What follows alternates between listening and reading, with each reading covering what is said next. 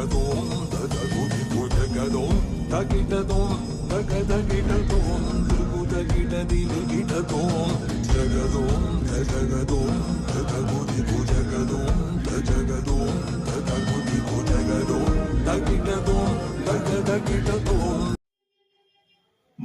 YouTube channel நேயர்களுக்கு வணக்கம். ஆங்கில புத்தாண்டு நல்வாழ்த்துக்கள்.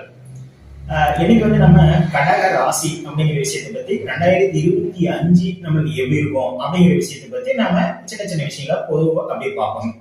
அதாவது எப்பவுமே தமிழ் புத்தாண்டு அப்படிங்கிற விஷயத்த தான் நம்ம பார்த்துதான் அந்த பலன்கள் நம்ம தெரிஞ்சுக்கணும். ஆனா நம்மளுக்கு ஆர்வம் மிகுதி, அதுக்கு முன்னே நம்ம விஷயத்தை தெரிஞ்சுக்கணும் அப்படிங்கிறதுக்காக ஆங்கில புத்தாண்டு விஷயத்தை நம்ம எதோ தெரிஞ்சுக்கணும் அப்படிங்கிறதுக்காக தான் நம்ம பண்றோம். ஆனா பஞ்சாங்கத்திலேயோ மற்ற விஷயங்கள்லயோ நம்மளுக்கு தமிழ் கலாச்சார பிரகாரம் நம்மளுக்கு சித்திரை மாத பலன்கள் அப்படிங்கிற பிறகுதான் நம்மளுக்கு ஆரம்பிக்கும். அதனால நம்ம இது 2025 எப்படி இருக்கும் அப்படிங்கிற விஷயத்தை பத்தி இப்ப நாம கண்டிப்பா பேசுவோம். கடக ராசி அப்படிங்கும் போது புனர்பூசம் 4ஆம் பாதம், பூச நட்சத்திரம், ஆயிலை நட்சத்திரம் 1, 2, 3, 4ஆம் பாதமும், ஆயிலை நட்சத்திரம் 1, 2, 3, 4ஆம் பாதமும் இந்த 9 பாதங்களும் நம்மளுக்கு கடகராசியில் அடங்கும். இந்த கடகராசி அன்பர்கள் பார்த்தீங்கன்னா அப்போ ஆதிபத்திய பிரகாரம் 4ஆம் இடமாகும், தமிழ் மாத பிரகாரம் ஆடி மாசமும். அப்போ இந்த ஆடி மாசத்துல நம்ம பிறந்தவங்க சூரியன் நம்மளுக்கு அந்த இடத்துல தான் நம்மளுக்கு கடகத்துல தான் இருக்கும். அதே சந்திரன் அப்படிங்கிற விஷயமும் நம்மளுக்கு அங்கதான் இருக்கும். அப்ப சந்திரனும் சூரியனும் நம்மளுக்கு சேர்ந்தது அப்படின்னா நம்மளுக்கு அமாவாசை அப்படிங்கிற விஷயம் அந்த இடத்துல கொடுத்துரும். அப்ப ஆடியில நம்மளுக்கு பிறந்து அப்ப நம்மளுக்கு அந்த கடகராசியிலையும் பிறந்தோம்னா ஒரு சில பேருக்கு சந்திரன் சூரியன் சேர்க்கை அப்படிங்கிற விஷயம் அப்படி இருக்கும். இப்ப கோச்சார பிரகாரம் நம்மளுக்கு பாத்தீங்கன்னா நம்மளுக்கு அந்த சனி அப்படிங்கிற விஷயமும் அந்த குரு அப்படிங்கிற விஷயமும் ராகு கேது பயிற்சி இந்த விஷயத்தை வச்சுதான் நம்ம கோச்சார நகர்வு அப்படிங்கிறத வச்சு நம்ம என்னென்ன பண்ணுவோம். ஏன்னா பெரிய கிரகங்கள் அப்படிங்கிறது மற்றதெல்லாம் 1.5 மாசம் 1 மாசம் நகர்றதுலாம் நம்மளுக்கு பெரிய விஷயம் இல்லைங்க. இந்த 4 கிரகங்கள் நம்மளுக்கு நகர்றதை வச்சுதான் நம்மளுக்கு ராசிகளை எப்படி நமக்கு 2025 இருக்கும் அப்படிங்கிறத வச்சு நம்ம பேசுவோம். இப்போ நம்மளுக்கு 2025 அப்படின்னாவே நம்மளுக்கு சனி பயிற்சி அப்படிங்கிறது நம்மளுக்கு 29/3 நம்மளுக்கு சனி பயிற்சி ஆகும். அதே நம்மளுக்கு ராகு கேது பயிற்சிங்கிறது நம்மளுக்கு 19/5 ஆகுது.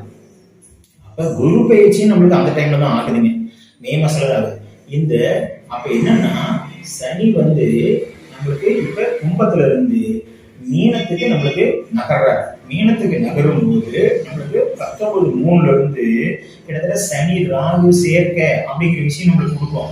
அப்ப மீன ராசி நேயர்களுக்கும் சரி மற்ற இடங்கள் எல்லாத்துக்குமே சனி ராகு சேர்க்கை பெரிய தொந்தரவு கொடுத்துரும். அப்ப ராகு கேது பயிற்சி நடக்கிற வரைக்கும் இருக்கிற உலக மக்களுக்கு எல்லாமே இதெல்லாம் முந்தைய அஸ்ட்ராலஜில உலகில் ஜோதிடம் அப்படிங்கிற விஷயத்தை நம்ம பார்த்தோம்னா கண்டிப்பா 19 நம்மளுக்கு அந்த 20 அந்த நம்மளுக்கு சனி பயிற்சியில இருந்து நம்மளுக்கு ராகு கேது பயிற்சி வரைக்கும் உலகமே கிட்டத்தட்ட அந்த 1.5 மாசத்துக்கு ரொம்ப அல்லோகலப்பட்டு இருக்கிற மாதிரி தான் இருக்கும் உலக விஷயமே.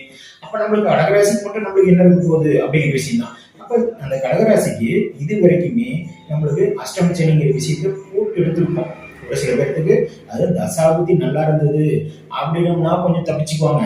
தசாபுத்தி நல்லா இல்ல, இது கெட்ட தசாபுத்தி அப்படிங்கும் போதெல்லாம் ரொம்ப சிரமப்பட்டுருவாங்க. இதுலயும் கடகராசிக்காரங்களுக்கு பாருங்க, இந்த நம்மளுக்கு ஒரு சில பேர்த்துக்கு ஆயிலை நட்சத்திரம் இந்த பூச நட்சத்திரம்லாம் கடும் சோதனை தான், சரிங்களா? ஆனா இப்ப நம்மளுக்கு கிட்டத்தட்ட நம்மளுக்கு ஒரு 7 வருஷமா கடகச்சனி அஷ்டமச்சனி 2 விஷயத்தையும் விட்டுட்டு கொஞ்சம் நகர்ந்து நம்ம இந்த பக்கம் வர்றோம். அப்போ வரும்போது நம்மளுக்கு இன்னும் கொஞ்சம் ஒரு சிறப்பான விஷயங்கள் நடக்கும். ஆனாலும் உசாரண காலகட்டம் என்னன்னா நம்ம ராகு கிட்டத்தட்ட நம்மளுக்கு அந்த பயிற்சி ரிவேஸ்ல வரும். ராகு எப்பவுமே சனி முன்னோக்கி போகும். அப்ப முன்னோக்கி போகும்போது அந்த கிட்டத்தட்ட 1.5 மாசத்துக்கு நம்மளுக்கு அந்த 29/3 இருந்து 18/5 வரைக்கும் கிட்டத்தட்ட நீங்க அந்த 1.5 மாசத்துக்கு உஷாரா இருக்கணும். ஏன்னா சனி நம்மளுக்கு இப்படி நோக்கி போகுதுங்க, ராகு இப்படி நோக்கி வருது. அப்ப 2 சந்திக்கிற காலகட்டம் அப்படிங்கும் போது 13/4 அந்த தேதியில சந்திக்குது.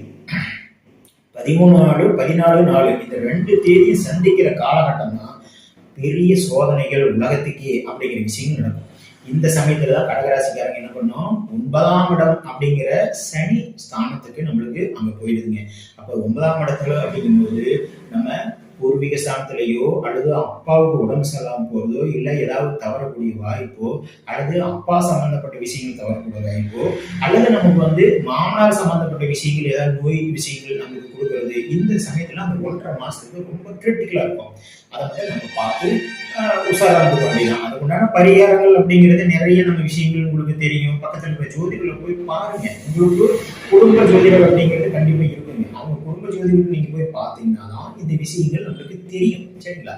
அப்போ இந்த நம்ம கண்டிப்பா அந்த 1.5 மாசத்துக்கு உண்டான விஷயத்தை எப்படி நம்ம பார்த்து பழகிக்கணுமோ கண்டிப்பா இருக்கும். சரிங்களா? அதே சமயத்துல சனி ராகு ஒரே நேர்கோட்டுல கிட்டத்தட்ட அந்த 19 அந்த 14 நாள் 13 நாள் இருந்து 14 நாள் வரைக்கும் ஒரே நேர்கோட்டில் நம்ம பயணம் செய்யலாம். அப்ப நம்ம அந்த நாள் கொஞ்சம் உஷாரா பார்த்து இருந்துக்கணும். அன்னைக்குதான் நம்மளுக்கு கிட்டத்தட்ட 14 நாள் தான் நம்மளுக்கு சித்திரை மாதம் பிறப்பு. அப்ப அந்த தேதியில மட்டும் நம்ம ஒரு கோயிலுக்கு போறது, ஒரு விஷயத்தை நம்ம நல்லா பண்ணிக்கிறது இது பண்ணுங்க. இப்போ கடக ராசி அப்படிங்கும் போது கிட்டத்தட்ட நீங்க இந்த 7 வருஷமா பட்ட அனுபவம், கிட்டத்தட்ட பட்ட கஷ்டங்கள் இப்போ கொஞ்சம் நம்மளுக்கு விட்டு விலக போகுது. சரிங்களா? விட்டு விலகினாலும் என்னென்ன நம்மளுக்கு பிரச்சனைகள் இனிமேலும் ஒரு உஷாரா இருக்க வேண்டிய காலகட்டம்னா அந்த 2025ல கிட்டத்தட்ட ஒரு 2ஆம் தேதி பிறந்திருக்கிறாங்க, ஒரு 11ஆம் தேதி பிறந்திருக்காங்க, ஒரு கிட்டத்தட்ட 20ஆம் தேதி பிறந்திருக்காங்க, ஒரு 29ஆம் தேதி பிறந்திருக்காங்க, அல்லது 7ஆம் தேதி பிறந்திருக்காங்க, 16ஆம் தேதி பிறந்திருக்காங்க, அல்லது 25ஆம் தேதி பிறந்திருக்காங்க. இந்த தேதிக்காரங்க பிறந்தவங்க கண்டிப்பா நியூமராலஜி பிரகாரம் இந்த தேதிக்காரங்க பிறந்தவங்க இந்த வருஷம் அந்த அளவுக்கு ஒன்றும் சப்போர்ட் இருக்காது அப்படிங்கிறது தான். நீங்க கடகத்திலேயே பிறந்தீங்கனாலும் நல்லா இருக்கும், ஆஹா ஓஹோ அப்படின்னு சொல்லி கிட்டத்தட்ட 95% நல்லா இருக்கும் அப்படின்னு சொல்லி எல்லாருமே சொல்லியிருப்பாங்க. சொல்லியிருந்தாலும் இந்த தேதிக்காரங்கள்லாம் பார்த்து கொஞ்சம் லெவலாக நடந்துக்கிறது நல்லது. அப்ப கணவன் மனைவி இருந்தாலும் சரி, அப்ப குழந்தை விஷயமா இருந்தாலும் சரி, அப்போ மாணவ பருவங்கள் விஷயம் இருந்தாலும் சரி, அப்ப நம்மளுக்கு வயதானவளா இருந்தாலும் சரி, இந்த தேதியில இருக்கும்போது நீங்க ஆரம்பத்திலேயே பாருங்க, இது கிட்டத்தட்ட 1ஆம் தேதி 2ஆம் தேதியே ஒரு சில விஷயங்கள் உங்களுக்கு அசம்பாவிதமான விஷயங்கள் நடந்திருக்க வாய்ப்புகள் இருக்கும். ஏதோ ஒரு டக்குன்னு நம்மளுக்கு விஷயங்கள் நடந்திருக்கும். சரிங்களா? இப்ப புத்தாண்டு நம்மளுக்கு முடிஞ்சு இன்னைக்கு கிட்டத்தட்ட 1 வீக் ஆயிடுச்சுங்க. அதுக்கப்புறம் நம்மளுக்கு பொங்கல் நம்மளுக்கு வருது. பொங்கலுக்கும் சேர்த்து தான் நம்மளுக்கு இந்த விஷயங்கள் நம்ம சொல்றோம். சரிங்களா? அதனால இந்த தேதிக்காரங்க 2ஆம் நம்பர் தேதிக்காரங்களும் 7ஆம் நம்பர் தேதிக்காரங்களும் கொஞ்சம் உஷாரா இருந்தவங்க இந்த வருஷம் போறோம் அப்படின்னு. சரிங்களா? அதுதான். இதே சமயத்துல கடகம் அப்படிங்கிறது எப்பவுமே நம்மளுக்கு கிட்டத்தட்ட நம்மளுக்கு வடக்கு அப்படிங்கிற விஷயத்தை நம்மளுக்கு சொல்லும். எப்பவுமே நம்ம மேசத்துல இருந்து நம்ம வரும்போது வடக்குங்கிற விஷயத்தை சொல்லும். எப்பவுமே காலபுருஷனுக்கு கடகம் 4ஆம் இடம். அப்ப 4ஆம் இடம் அப்படிங்கும் போது தந்தை தாய் அப்படிங்கிற விஷயங்கள் நம்மளுக்கு எடுபடாது. அவங்களுக்கு இருந்தாலும் பிரயோஜனம் இருக்காது, அல்லது நம்ம அவங்களால ஏதோ நன்மைகள் இருக்குமா அப்படிங்கிற ஒரு சந்தேகமா இருக்கும். ஆனாலும் இந்த தாய் சம்பந்தப்பட்ட விஷயங்கள் அப்படின்னு இருக்கும்போது வாஸ்துப்படி வடக்கு வாசல் இருக்கிறவங்களுக்கு இந்த சிறப்பா இருக்கும்.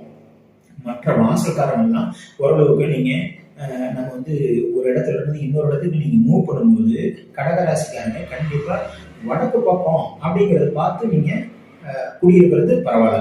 அதுக்கடுத்தது நீங்க கிழக்கு நோக்கி நீங்க பயணம் செஞ்சீங்கன்னா கொஞ்சம் வருமானங்கள் அதிகமா கிடைக்கும். எப்பவுமே நம்ம கிழக்கு நோக்கி நீங்க வருமானம் வேணும் அப்படிங்கிற பட்சத்துல ஒரு வேலைக்கு போறோம், ஒரு வருமானம் தேடணும், அல்லது பணம் தேவைப்படுது அப்படின்னா அந்த கிழக்கு நோக்கி நீங்க பயணம் செய்யணும். அது மாதிரி ஒரு சில விஷயங்கள் நீங்க செய்யும்போது ஒரு சிறப்பா இருக்கும். அதனால இந்த குறிப்பிட்ட தேதிக்காரங்களை மட்டும் நீங்க உஷாராக இருந்தா மற்றதெல்லாம் தசாபுத்தி பலன்கள் என்ன ஓடிட்டு இருக்குது அப்படிங்கிறத பார்த்து நீங்க செயல்படுத்திங்க. இருந்தாலும் நம்ம 5ஆம் மாசம் 19ஆம் தேதி வரைக்கும் ஒரு 18/5 இந்த 2 தேதி நம்மளுக்கு ராகு பயிற்சிங்க. அதான் 19/5 தான் நம்மளுக்கு முழுசா சொல்றாங்க. இந்த 19/5 அப்படிங்கும்போது நீங்க அந்த தேதி வரைக்கும் நம்மளுக்கு பாதி பலன்கள் தான் கடகராசிக்கு நடக்கும். அதுக்கு பிறகு கொஞ்சம் வேணா கிட்டத்தட்ட நம்ம அந்த கேதுங்கிறது பாத்தீங்கன்னா நம்மளுக்கு சிம்மத்துக்கு வந்துடுது. 19/5 சிம்மத்துக்கு வந்துடுது. அப்ப 2ஆம் இடத்துக்கு கேது வரும்போது அந்த கடகத்துல இருக்கும்போது பார்க்கும்போது நம்மளுக்கு கொஞ்சம் சிரமமாக இருக்குது. சரிங்களா? அப்ப குடும்பம், தனஸ்தானம், நம்ம சனி பயிற்சி விட்டு போகுதுன்னா ராகு எது தொந்தரவு போயிடும். சரிங்களா? அப்ப குரு பயிற்சிங்கிறது நம்மளுக்கு விஷயத்துக்கு தப்பா, குரு பயிற்சி நம்மளுக்கு மாறிடுது. அப்ப அதுவும் நம்மளுக்கு தப்பா போயிடும். அப்ப கடகத்துக்கு இந்த தேதிக்காரங்கள் எப்பவுமே கொஞ்சம் உஷாரா இருக்கும். முழுசா நம்மளுக்கு எல்லாமே நல்ல விஷயமா நடக்குதா அப்படிங்கிறதுலாம் நம்மளுக்கு இல்லை. தசாபுத்தி என்ன ஓடிட்டு இருக்குது, லக்ன பலன்கள் என்ன அப்படிங்கிறது பக்கத்துல இருக்க ஜோதிடர்கிட்ட அணிங்க, அல்லது எனக்கு கீழ் நம்பர் போயிட்டு இருக்கோம், நீங்க கூப்பிடுங்க, அது கூட நம்ம பேசுவோம். சரிங்களா? தொடர்ந்து நல்ல விஷயங்களா நடக்கக்கூடிய வாய்ப்புகள் நிறைய அமைய பிரபஞ்சத்தை நாம வேண்டுவோம். சரிங்களா? பிரபஞ்சத்தை தவிர வேற எதுவுமே இல்லைங்க.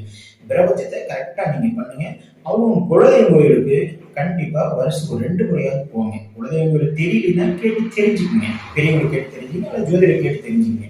அப்ப குலதெய்வ கோயிலுக்கு போயிட்டு இருந்தீங்கன்னா உங்களுக்கு சிறப்பா இருக்க வாய்ப்புகள் நிறைய இருக்கு. ஓகே, மகிழ்ச்சி. அதே சமயத்துல நம்மளுக்கு 2025 புத்தாண்டு பலன்களும் பொங்கல் வாழ்த்துக்களும் அடுத்து வரப்போகுதுங்க. பொங்கல் வாழ்த்துக்களும் கூட நம்ம சொல்றோம். மிக்க மகிழ்ச்சி. இந்த யூடியூப் சேனலுக்காக கிட்டத்தட்ட ஒரு பெரிய ஒரு நாடி சரவணா அப்படிங்கிற ஒரு விஷயங்கள் நாங்கள் அவர் தான் நம்ம யூடியூப் சேனலோட நம்மளுக்கு ப்ரொப்ரேட்டர். அந்த விஷயம் நம்மளுக்கு அவர் தான் நம்மளோட இந்த விஷயங்கள் எல்லாமே நம்மளுக்கு சிறப்பாக செஞ்சுட்டு இருக்காரு. அதே சமயத்தில் நம்மளுக்கு இந்த கடகராசி நேயர்களுக்கு உண்டான வழிமுறைகளும் நீங்கள் அவர்கிட்டையும் கேட்டு தெரிஞ்சுக்கலாம். சரிங்களா? புத்தாண்டு வாழ்த்துக்கள் மற்றும் பொங்கல் வாழ்த்துக்கள். சரிங்களா?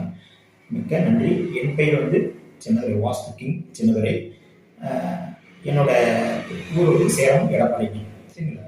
கீழே நம்பர் போயிட்டு இருக்கோம். கூப்பிடுங்க, பேசுவோம், தொடர்ந்து பேசுவோம், நல்ல விஷயங்கள் பேசுவோம். சரிங்களா? மிக்க நன்றி. வணக்கம்.